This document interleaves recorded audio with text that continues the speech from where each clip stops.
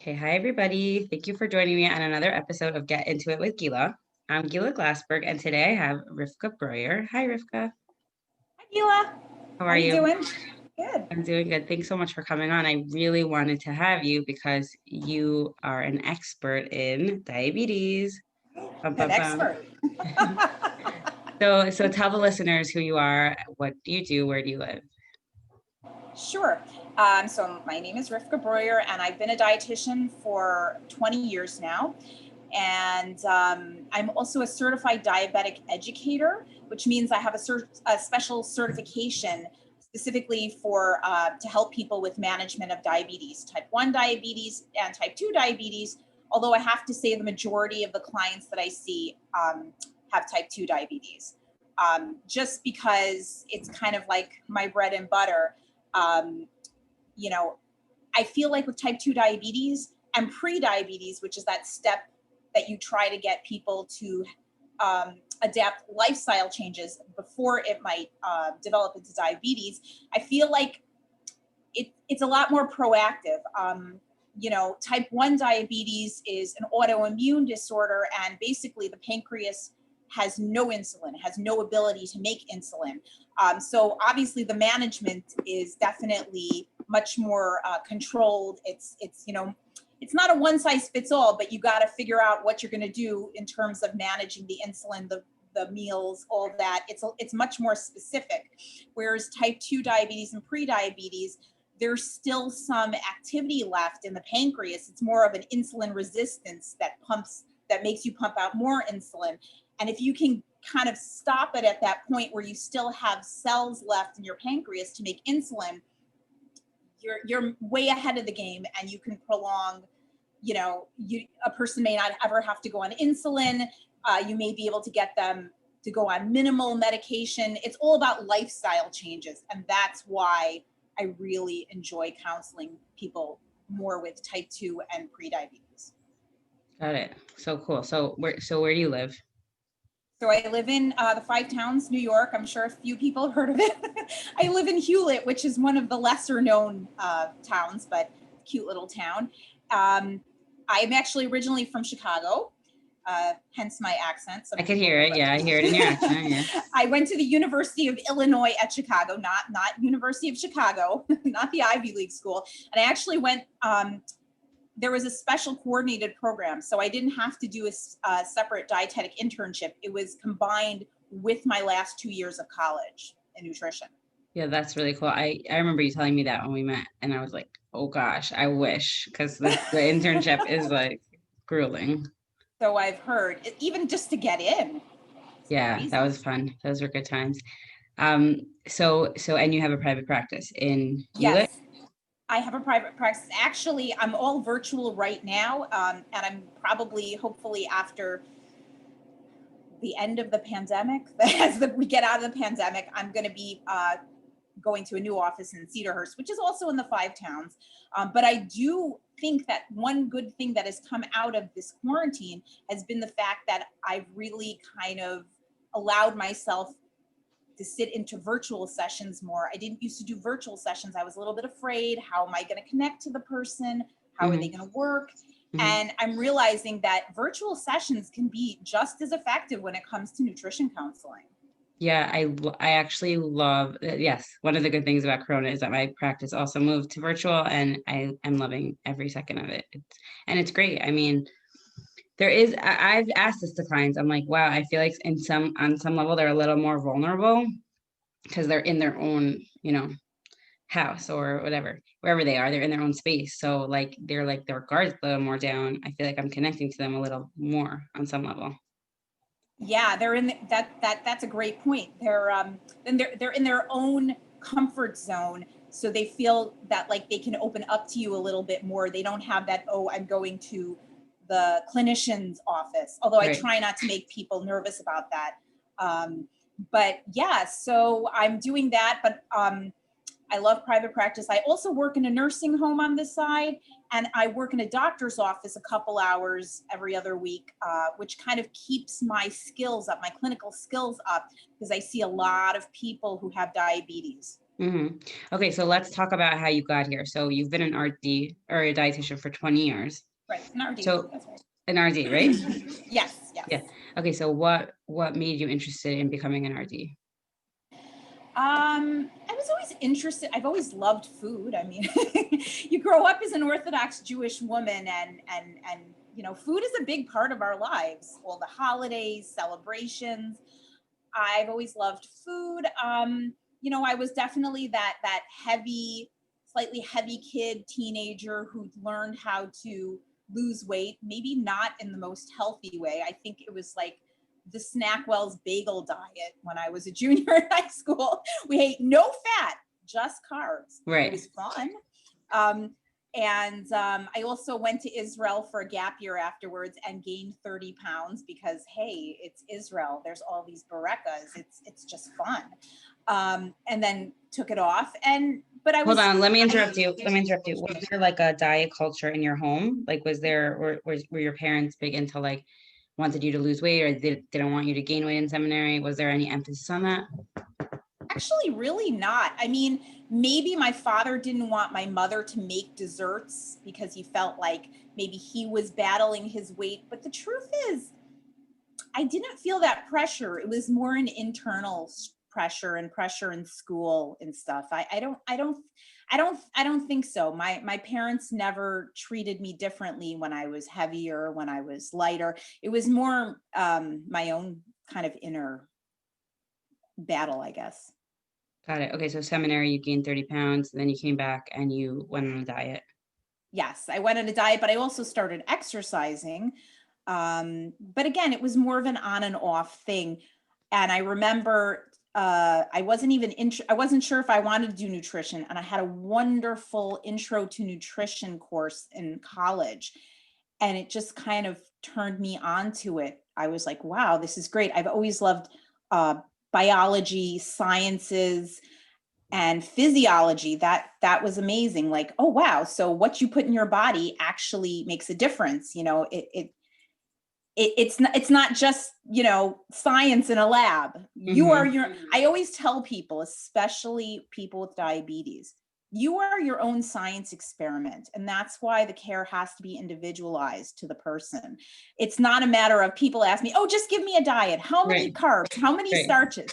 I'm like, it really depends on the person. It also depends where you're coming from. I'm not going to tell a person who's been eating a certain way for many years and has specific habits in place, okay, you're going to totally get rid of fast food. I don't want you eating any bagels anymore. It's very important to work from the place that the person is coming from. Definitely, 100%. I remember my professor saying when I was in my master's, she was also really good. She really made me like, yeah, this is an awesome field. I remember her saying, like, we were talking about soda versus diet soda. So she was like, you know, obviously there's pros or cons or whatever to both. So she was like talking about the aspartame, talking about whatever, but she was like, if you could get a diabetic to go from regular soda to diet soda, then yes, you've done them a good service, because now they're no longer having that heavy carb load, right? And I remember thinking, like, also had another professor that said, this is really interesting. I love the science of nutrition. I remember her teaching us about like fortified cereals, right? So for those people who don't know, if you look on your cereal boxes, you'll see like, oh, there's a lot of extra vitamins and minerals added in. That's called fortifying the cereals. And the reason why we do that is because we have so much white flour, we have to add back in the nutrients, or whatever's refined, we're adding them back in. So whoever was in charge of that, the I don't know who it was, actually, I forget. Is it the FDA or whatever, who's ever in charge of that? Probably the USDA. The USDA, right? Thought that was a really good idea. So I remember raising my hand and asking my professor, then why don't we just fortify everything? Like, why can't we fortify it with everything? Because actually it's not fortified with everything. Let's say I think not everything is fortified with maybe folate or vitamin B12, because that is like dangerous for the elderly population to have higher doses of it or something like that. I can't remember off the top of my head, but I remember her saying, because we still want to promote food first. We still want to promote, and she's like, it depends on the individual client, like if you're gonna present these things to your clients and you're gonna say you could have a bowl of fortified cereal, which might even have more nutrients than let's say oatmeal that's not fortified, but you're gonna make the decision like if you want to have it naturally or not, and these are the benefits. And I was like, that's so empowering. And like, so she was an awesome professor, but not every professor taught that way. Most professors were much more the obesity epidemic and everyone's going to die and your next bite is going to kill you, you know? So I really appreciate your approach to diabetes. And I think it's very empowering for the clients. Oh, thank you. Yes, it's funny. You mentioned the elderly, and I'm thinking about something I remember learning in school. I had somebody very much by the book, and they were talking about the benefits of, they were discussing nutritional supplements for the elderly, I guess, especially in long-term care, or they were talking about, you know, Ensure and Boost, and they were saying, why don't they just go eat an apple? And then I'm thinking to myself, do you know how simplified that sounds? First of all, they might not have teeth to be able to eat the apple. Right. They might not be able to digest it so well. And we're talking about the elderly who are they're such a risky population. They're at risk for muscle wasting and malnutrition. We treat them differently than we treat, let's say, a 40-year-old when it comes to nutrition. Yes, I probably would say, you know, maybe what do you think about going more towards whole foods versus supplement type foods and bars? But with the elderly, especially, you know, as you're in a nursing home or a long-term care setting, and the activity level may be less, you want to get those calories and protein in. And that, if that's the supplement way, then that's the best way. Right. And the thing is, I'm all about trying to, you know, eat more of a natural, I don't like the word whole foods. It just reminds me of Whole Foods, the grocery store, or real foods, because all food is real. Right. But again, we use a different approach for different, that's why I said individualization. We use a different approach for different populations. Some people may not have as good access to fruits and vegetables. Obviously, you want to help them find a way, but you work with what you've got. Right. So it was just like a weird comment, like just go eat an apple. Right. Yeah. When I was also in my master's in Lehman, they had like different speakers come. It was really cool. And I remember an RD coming and she worked for Abbott Nutrition, Mhm. right? So they have the nutrition supplements.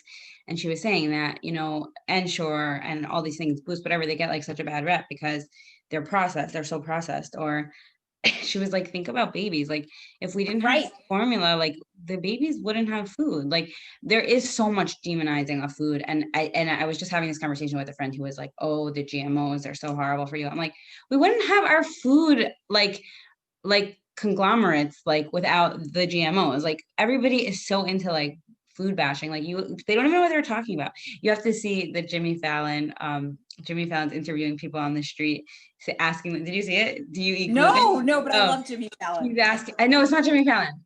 It's someone else. I'm gonna put it in the show notes. Okay. He's asking everyone, do you eat gluten? Oh no, on the street. No, of course not. Of course not. Yeah, I know it's so bad for you. Oh my gosh. And then he's like, do you know what gluten is? And I'm like, oh my God, this is like encapsulates our world. Like GMOs are horrible for you. I only eat organic. You guys don't even know what you're saying. Like you have to learn. I mean, I guess this is our job as the dietitians to educate why GMOs, what we don't, the research is so inconclusive, and look what the GMOs gave us, our whole food system.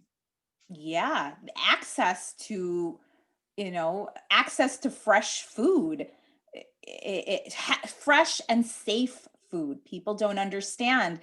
When it comes to organic, I listen, if somebody chooses that as a lifestyle, I'm not going to say it's bad for you. You want to do it, fine. You feel like it's healthier for you. I'm not going to say no, but I'm also not going to say that you must eat organic, because it's so cost prohibitive and not necessarily proven to be healthier. It's much more accessible to, again, that typical apple. I feel like as dietitians, we always have a logo of an apple when follow us. But even just the apple, just wash it and eat it. If that's going to be your barrier, because enough people are not eating apples. So we're going to say, oh, now you must buy organic apples. Right. You need to give people better access and break down the barriers. That's our job. Right. Okay. So you always loved nutrition. You went into it as an undergrad, and then what happened next? So I moved to New York. I married a guy from New York, hence moved to New York. Yeah. And I worked in long-term care for a while, and truth be told, it was just convenient, easy, as a young wife and mother. But it didn't scratch the itch for me. It didn't make me in my happy place. So I think it was when my third child was about 3 years old, I said, I know he has to go to school. I know I have to do something, but I don't really want to go back to the nursing homes at this point. I get it. I totally get it. You get it. I hated every 5 years of the nursing homes. So yeah. It's interesting though, is I ended up going back, and I'm okay with it now. So, different life transitions, you never know. But I still have the private practice. And I remember. Wait. How did you start the private practice? I need to hear the whole story. I got a tax ID number. Wait. How did you figure that out? Because this is a whole thing for me. You help me with it. We have an account. My husband and I have an accountant because my husband has a private karate business. So I think I just asked the accountant, how do I do this? And by the way, getting an NPI number, National Provider Identification Number, is probably one of the easiest things ever. My husband's an occupational therapist. Right. He told me, you just go online. Okay, wait, one second. How did you think of the idea to start a private practice? How did that come to be? You weren't nervous about starting your own business? Did you have any mental blocks? I think the idea was that my husband was promoting it for me because he said, you don't like the nursing homes. He wanted me, I find that our spouses, they're happier when we're happier. And he knew that this was something that I kind of toyed with. I remember another really good professor in the University of Illinois coordinated program. I'm going to give her a shout out. Her name is Marla Heller, and she has written many books on the DASH diet, the dietary approach to stop hypertension, high blood pressure, which is kind of a little bit of a framework I use as a base for a lot of my recommendations, because it involves a lot of fresh fruits and vegetables. Right. It's like it's similar to the Mediterranean diet. Right, exactly. She actually wrote a DASH Mediterranean diet book, and she was a private practice dietitian, and she was just also very down to earth about it. And I really, really liked her class. And then later on, I got in contact with her again, and I bought her books, and I loved her approach. So I was saying, I just read her book, and I really feel like this is something that could be very useful to people. And once I started my private practice, I also credentialed with different insurance companies. So how did you know that? Wait, I have to make a plug here for you. And okay, I literally spent hours and hours and hours researching this and speaking to you. And how did you know how to credential with insurance? And for those people who don't know what that means just basically getting a contract with them so that you can accept their insurance. And whenever people ask me, do you take Fidelis? Do you take this? It's really hard to get in touch with Fidelis to get a contract with them. So, and also yes, I've tried. Oh yes. United Healthcare. I'm locked out for the last 3 years. That is so strange. I guess it also depends on when you try to get into the network, because like I told you, one of my friends could not get into Empire Blue Cross Blue Shield. I got in. Thankfully, you got in. Well, you got me in. Oh, I did? Yep. Oh, okay, great. That was really hard to get into. I know how I did this. Now I remember. I was a member of the Nutrition Entrepreneurs Group for the Academy of Nutrition and Dietetics then, and they had a mentoring program. So they put me in touch with a mentor. Yeah. That is how I knew what to do for the basics, getting credentialed. There's a credentialing agency called CAQH, which it's like a clearinghouse that holds an online thing that holds all your credentialing information. So even though you have to specifically go to the insurance companies and say, I want to be credentialed with you, they can pull a lot of your information from there. They'll still ask you for a lot, but Yeah. It's fun. So it was so long ago that I don't remember, but I do remember all the hiccups in the first, I don't know, 3-4 years of my practice, because some of them were just learning experiences, as we say. Right. And you were doing paper, what's it called? Paper bills, right? Paper claims. Paper charting. No. I actually started with Office Ally in the beginning. That was a blessing. Okay, wait. So, but I'm just thinking like you didn't have any mental blocks, like how am I going to start my practice? How am I going to get clients? How am I going to, like, you were just like, oh, I could do this. Like there was no. It was scary, but I really enjoyed doing it. I really, once I started doing it, I realized that this is what I was meant to do. This is my place, my happy place. Again, also because I took insurance, I feel like if you don't take insurance, it's a little bit harder because you have to kind of run after more people for the money. Although I think what you're doing is very smart. Packages, that is, if you're not going to take insurance, that is the way to go. Yeah, that's definitely the way to go. But how did you get clients? Oh, good question. I went to various doctors and cold called them. How did you know to do that? You know that it took me forever to figure that out. I don't know. Maybe it was the Nutrition Entrepreneurs Group that said that. They used to also have an amazing listserv, email listserv. Once they closed that down, I gave up my membership because that was golden. That was like, you could ask a question on nutrition there and somebody would answer you, another professional. It was such a great resource. I think that was a big mistake that they closed it down. They said, oh, now we'll do it on our website, but it was not the same. Well, Facebook, for dietitians who are listening, Facebook has these really great, which you told me about, private groups like dietitians in private practice. Yeah. Insurance dietitians. Yeah. Unconventional RD, I just got really into. So that's cool. Yeah, that's a good one. Yeah. Okay. So you started your private practice. It sounds like you didn't have any mental blocks somehow, because I had many.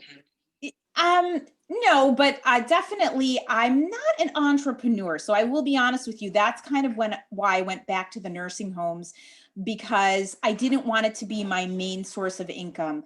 I'm not one of those go-getter, I'm going to promote myself. I basically would love it if like somehow somebody would get my name and just start feeding me clients through the door. I know. I'm a clinician at heart. Yeah. I get it. I happen to really like the entrepreneur side of things. So that's awesome. I think that is such a plus for you. Yeah, thanks. I really like it. So, okay, so you started your private practice, and how long ago was that? All right. So my son was about 3 and he's 10 now. So that was about 7 years ago. 7 years ago. Okay. Yeah. I think that's when we met, actually, because you were just starting. Yes. I had a little bit of a preschool job on the side. Again, I had a supplement because it wasn't really, it was more like a hobby then. Right. Do you mind saying how many clients you're averaging now, or you'd rather not? So yeah, well, now it's very different because of COVID and stuff. I would say about, I'm pretty down there at this point. But again, because it's not my primary bread and butter eventually, but I'm kind of happy that I'm back in the nursing home now after being out for 2 months.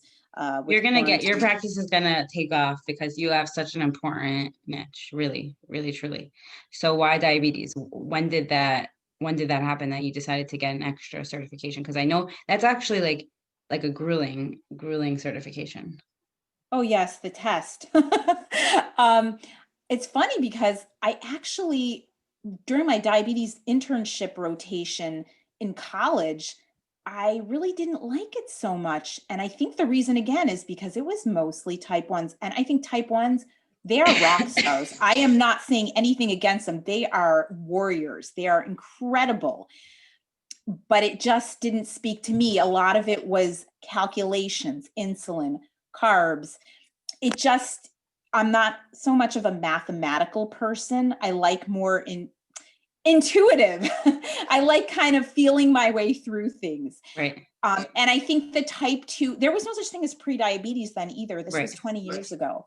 So I think once I saw the pre-diabetes kind of come out as a diagnosis, type 2 diabetes seems to have really, unfortunately, become more prevalent.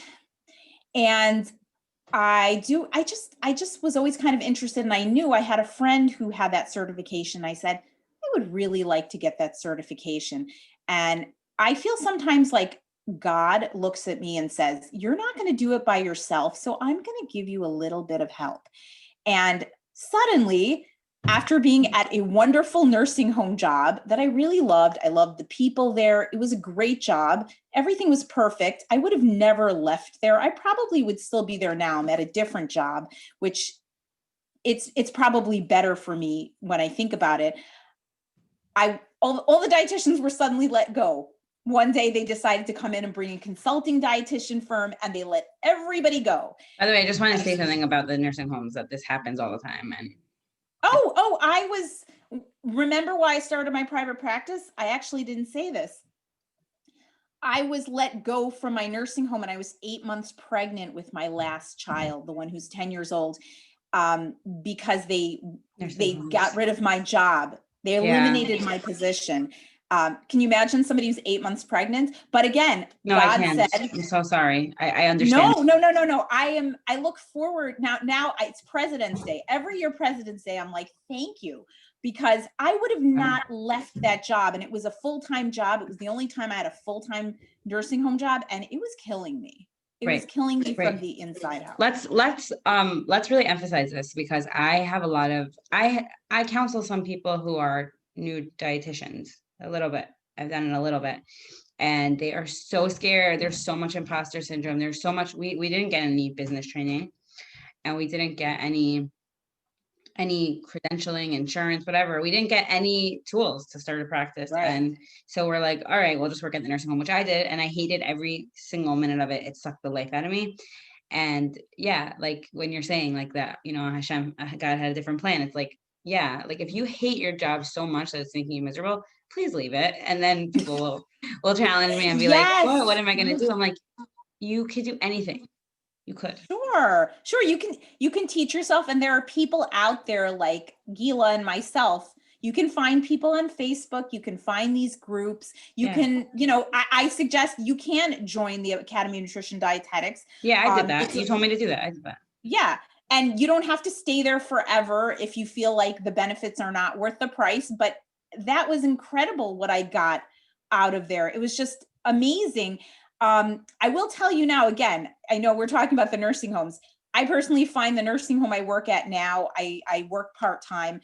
After quarantine, I did realize somehow, I came to a realization that I am essential, and I'm a lot better with it. Doesn't mean that every dietitian has to look the nursing home in a positive way, but I do feel like since we went through a health crisis, which impacted this population, is so vulnerable. Now I feel like when I give it, I give a resident a supplement, something like that, a snack, and they don't lose weight. Like, I make a big impact. So you could try the nursing home. It's not a bad place to start. You may be okay with it. Some people love it. Some people really do love it.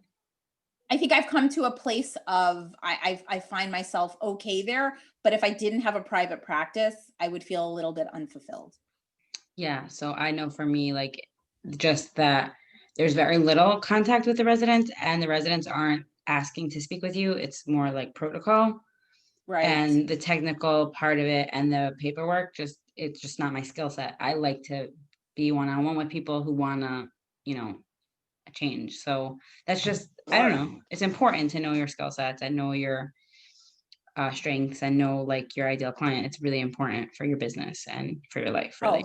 That is true, because some of the growing pains I went through in the beginning of my private practice was accepting everyone and anyone. Right. And I've been there. Yeah. And I was like, oh boy. And then I was saying to myself, okay, a lot of these people just want to lose weight, but they just want me to do things for them. They don't really know why they want to lose weight. Right. They don't have a why. Right. And I don't necessarily want to just, get people to try and lose weight. I feel like there has to be almost a specific reason in terms of quality of life, in terms of also the commitment to try and make some changes, maybe small changes, not large changes, small steps. Yeah. But I stopped. I started to weed out. That's probably why I don't have so many clients right now, regular clients, because I don't really want to see people who don't fit into my niche. I want, basically the people I want to come through my door are a lot of times. Yeah. Who's your ideal client? Okay. Middle-aged, probably more a woman, but a man's fine too. What's the age? What age? I would say about 50, 60 years old. Okay. And all of a sudden the A1C has crept up. The doctor What's says, the A1C? Oh, sorry. The A1C for the listeners. Sure, sorry. No problem. The hemoglobin A1C is a measure, it's a percentage measure of how high your blood sugar level is for the 3-month period that you're looking back. So it's a great way to show, you could take a blood sugar level, a finger stick, or you can take a blood sugar level in the doctor's office, but that's only one moment in time. You might have eaten something might have happened, but this gives you a 3-month look back. So you can really see the trend as to if your blood sugar has been high or not. So pre-diabetes is it's this area that, again, it's not really considered a clinical, it kind of has evolved into a clinical diagnosis, but it doesn't really mean that, your pancreas is not, functioning well. It's more that the body is becoming more resistant to insulin.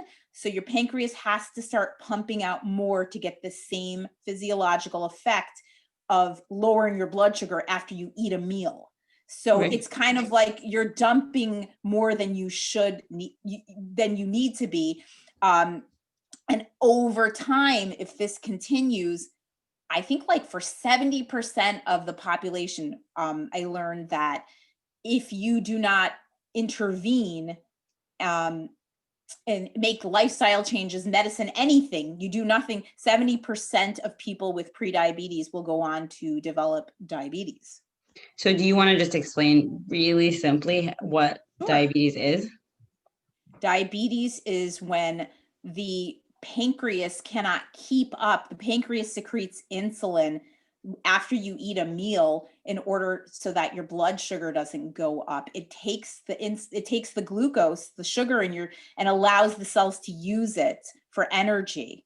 And it does store some of it. But so a type 1 diabetic, which is what we used to call juvenile diabetes, they have absolutely no working islet cells in their pancreas. Once they are diagnosed with type 1 diabetes, they got nothing. So you have to use either an insulin pump or insulin shots. They make none of it. But a type 2 diabetic, they have insulin. They have those cells. But for whatever reason, and it is a metabolic disease, meaning a lot of people feel like it's very shameful to say, I have type 2 diabetes or pre-diabetes, because they think it's something that they've done wrong. Yes, lifestyle change, things in somebody's lifestyle can definitely bring it on, and there can be improvements. But number one, type 2 diabetes is very linked to genetics. If you say it again, say it again for my listeners who are feeling badly about themselves right now. Say it again. Genetically linked, meaning if your mom, your grandmother had type 2 diabetes, you are definitely more likely to develop prediabetes and or diabetes. Number one. Number two, just because you are considered obese when I say obese, I mean in the BMI calculation, which should only be used for populations and should be taken with a grain of salt. Just because your BMI is above a certain level, it doesn't necessarily mean, if you don't have the genetics in play, you don't have your genes working that way, you're not going to necessarily develop diabetes. Yes, it may make a person who's genetically inclined, who has certain lifestyle habits and certain things, it may happen more for them, but it doesn't mean, I eat sugar, I'm going to get diabetes. It doesn't work like that. It's a metabolic disease. Mhm. Yeah. I just have so many clients who are pre-diabetic or diabetic, or they had gestational diabetes, and there's so much shame, and there's so much, inner blame, like it's my fault, but what was I thinking? What did I do? And it's really painful. But I have to say that I'm not blaming anyone. I'm really not. I'm trying not to. But it's sometimes their doctors are really reinforcing, yes, it is your fault. And if you were to just, Sometimes. I'm being, Sometimes I'm being you're being nice. very kind. You know how hard it is, as we were talking, to find a weight neutral doctor. And when I say weight neutral, I'm not saying go and eat whatever you want, be as heavy as you want to be. That's not what I'm saying. But I'm coming from a place of everybody, no matter what size you are, you have the potential to make healthy lifestyle changes, and to look at it in the positive is going to help empower you to make better choices for your health. When has shame ever elicited, like in general, let's look outside this context, in general in life, do you ever remember feeling ashamed of something? As a kid, you did something, somebody made you feel bad. When has that ever happened where you felt that way and you said, okay, I'm ashamed of myself, now I'm going to do better? It doesn't Never. work. It's not a motivator at all. It's the opposite. It makes you small. it, Yeah. it makes you feel it makes you feel weak. What we need to do, especially for women, I mean, men as well, but I'm saying we need to make them feel empowered. We need to make them feel big. No pun intended. But I also lift weights and I feel like it's empowered me. I don't care if my muscles are bigger.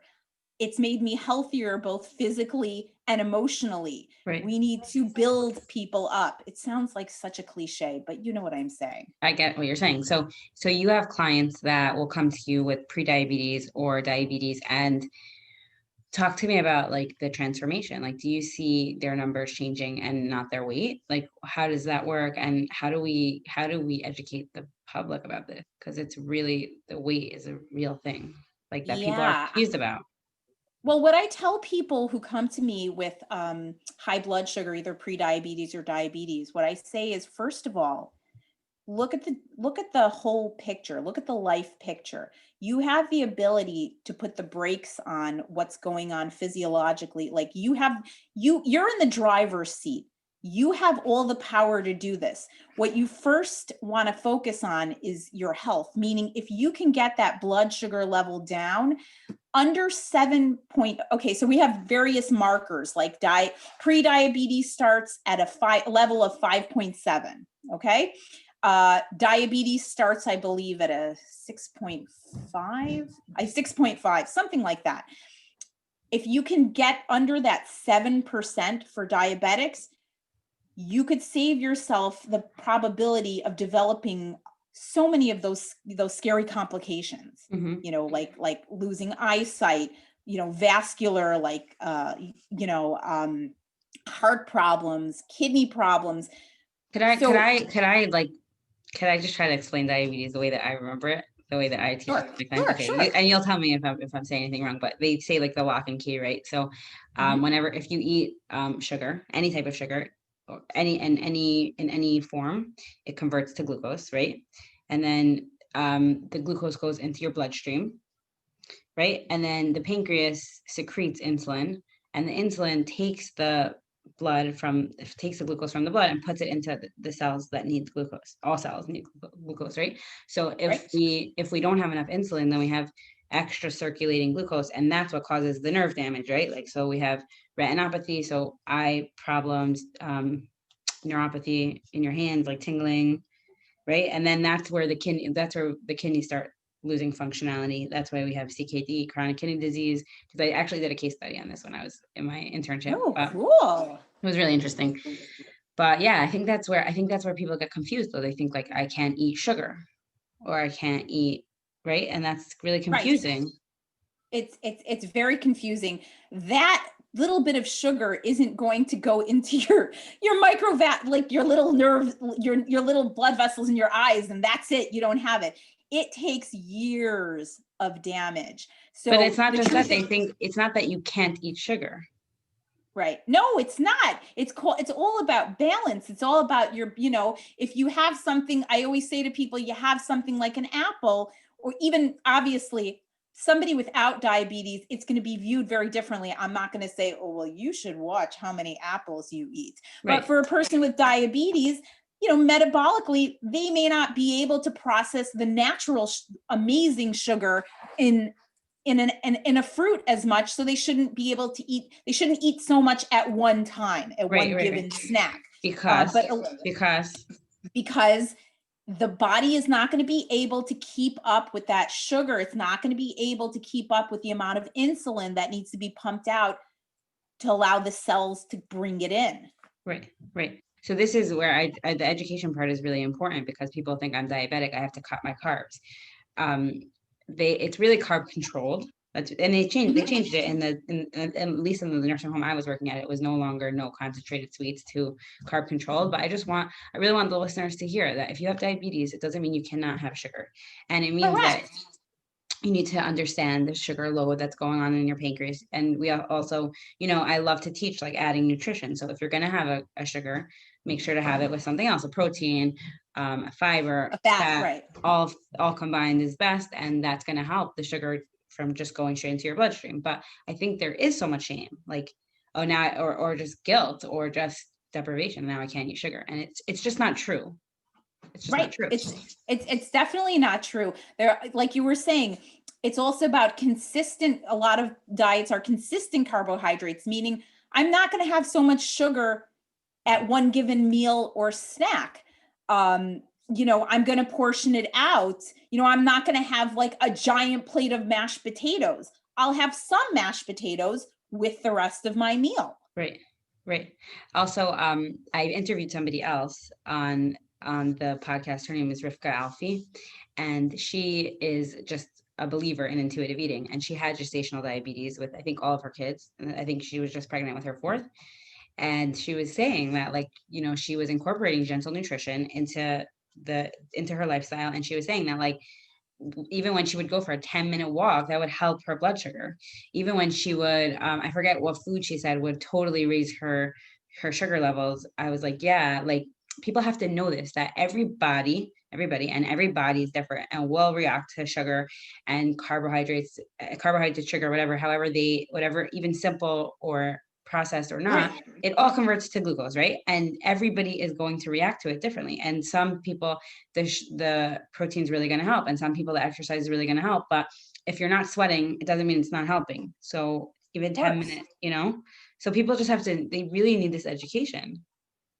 They need the education, and they need to know, I'm not a person of extremes. I'm much more of a moderate, and moderates don't generally get, obviously, as you see, extremes get all the news stories these days. They get all the bells and whistles, all the glory.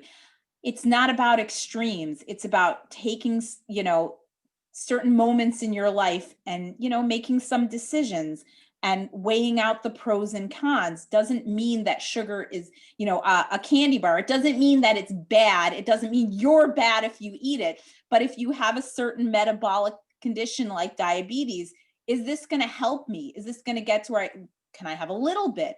Am I the type of person that can have a little bit? Can I have it as at the end of a meal, like dessert? If I monitor my blood sugar level, what happens afterwards? How do I feel? Do I go high and then crash down low?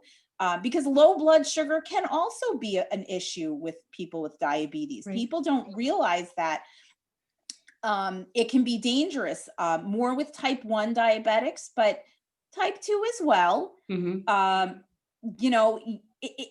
It's not, there's no hard and fast rules about it. And that's why I like saying there's no rules, you got to see.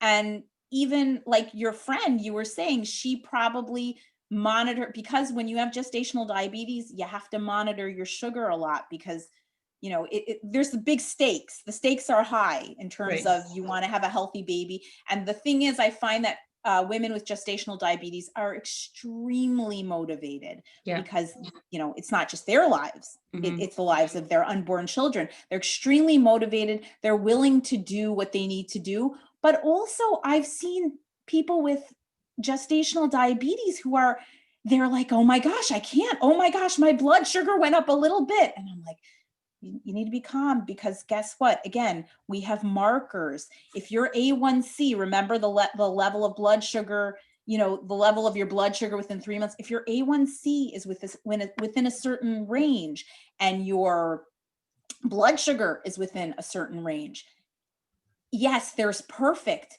but you don't need perfect, because it's an all over, when you eat something one day and you're like, oh, I shouldn't have eaten that.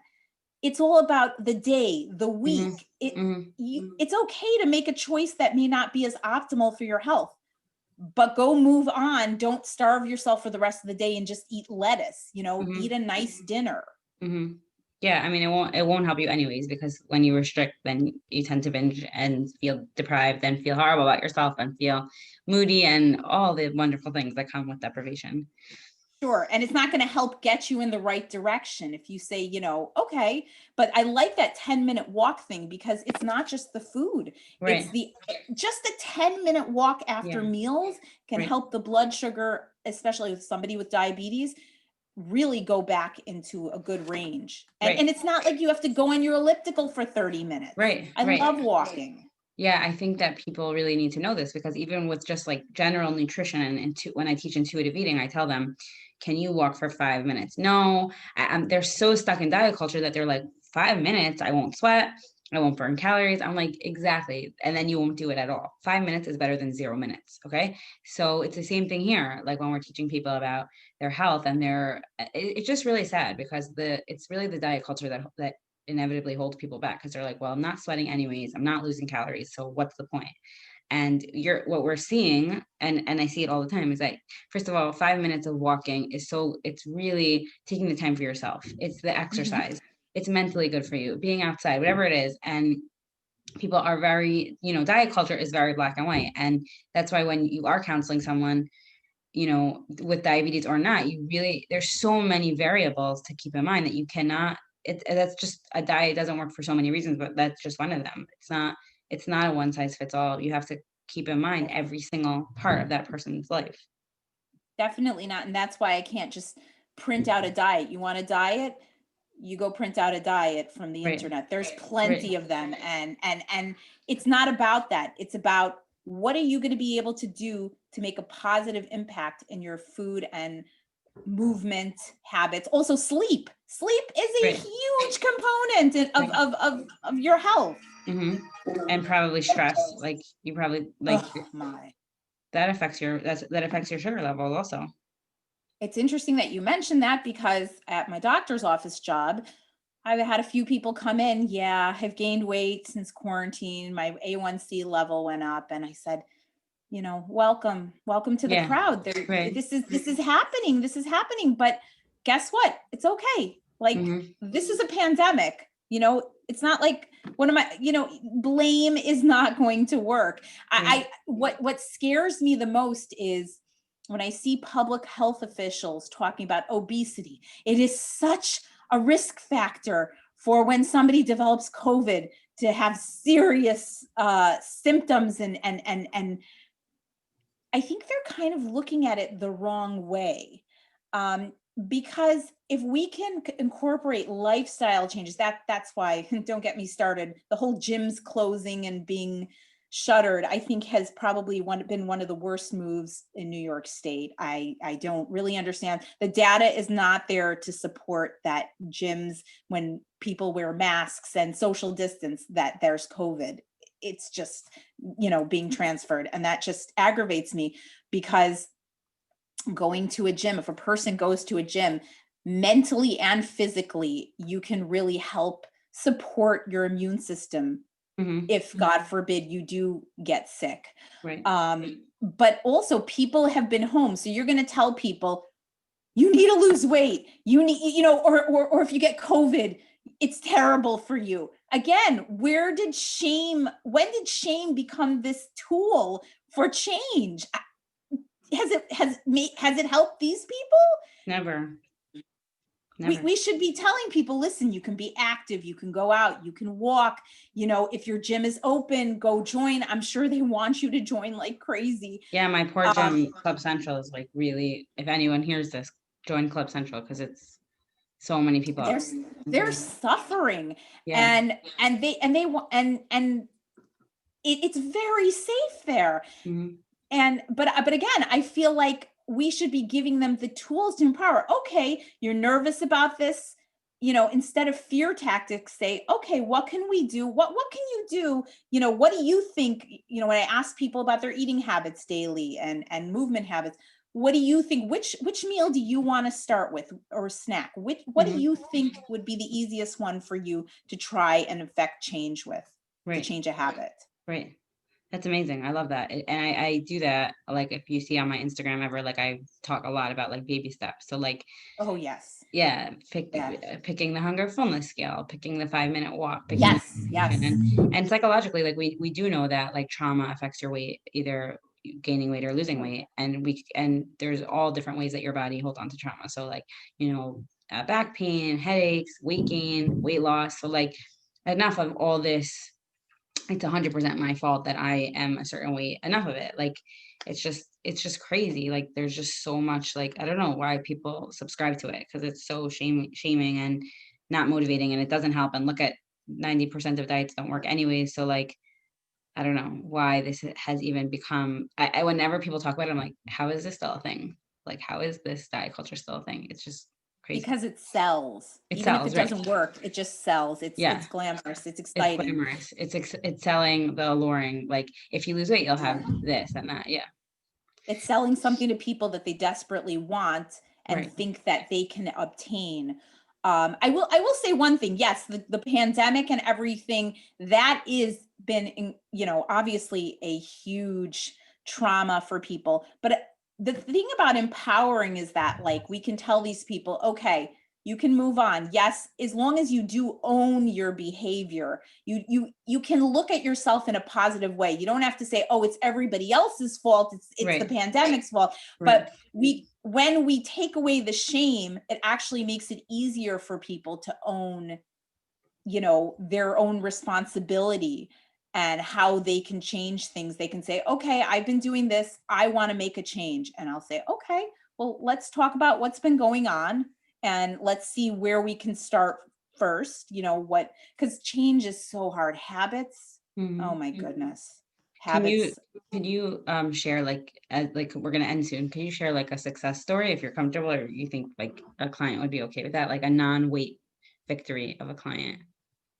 Um, well, I mean, what's interesting is that I feel like I recently had a middle-aged client, or actually more, I don't know if she was senior or not, but definitely went through menopause. And women who have gone through menopause, they have it 10 times harder metabolically in terms of if they have prediabetes or diabetes. She didn't really lose any weight, but her A1C went below the prediabetes level. She went from the middle of the pre-diabetic level to underneath.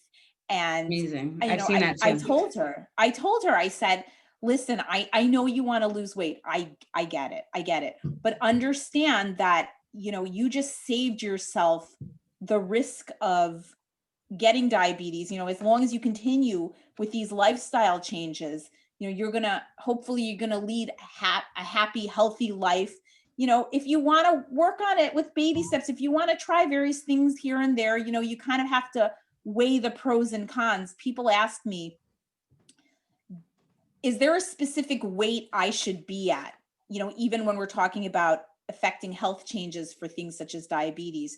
And I say, listen, the weight may come down as you put in certain changes in your diet. I don't mean diet, but you know what I'm saying, I what get it. you're What you're eating eating. and Yeah. and how you're moving. The weight may go down, but it may not. But you have to understand, look at the big picture here, what we're doing. We're trying to get you, like, looking forward. You don't have complications, you don't have, a million doctor's visits. You can enjoy your life. It's the quality of life that I'm trying for people to see.